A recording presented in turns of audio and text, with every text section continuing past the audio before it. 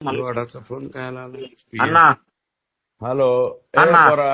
हा हा विठ्ठल बोलतोय म्हणलं पाडळी. हा बोला ना. अभिनंदन म्हणलं पहिलं.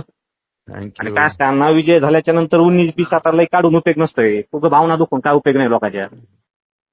काय एवढा काय? मोठा विजय झालाय म्हणलं दणदणीत, तर कशाला 19-20 काढत बसता काय पण. अहो, कोणतं 19-20 काय आमच्या विरोधात काढायचा प्रयत्न केला, बोलायचं नाही का?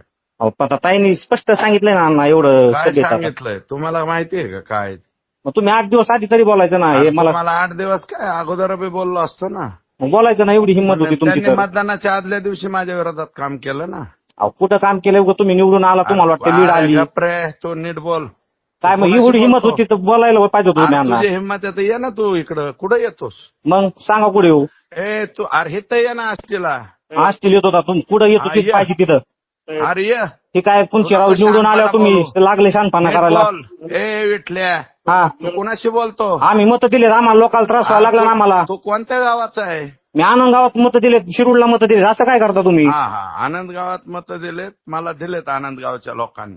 मग असं नका राव. उगाच लोकांचे आम्ही तुमचे चाहते म्हणून सांगतो तर तुम्ही काहीतरी हे करायला लागलात गोंधळ. अरे मग आता तू बोलतो कोणत्या भाषेत? नीट बोल ना.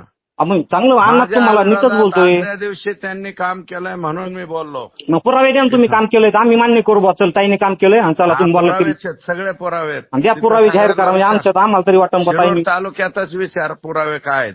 बरं विचारतो मी, परत बोलतो तुम्हाला. थांबा. विचारू. हा कोण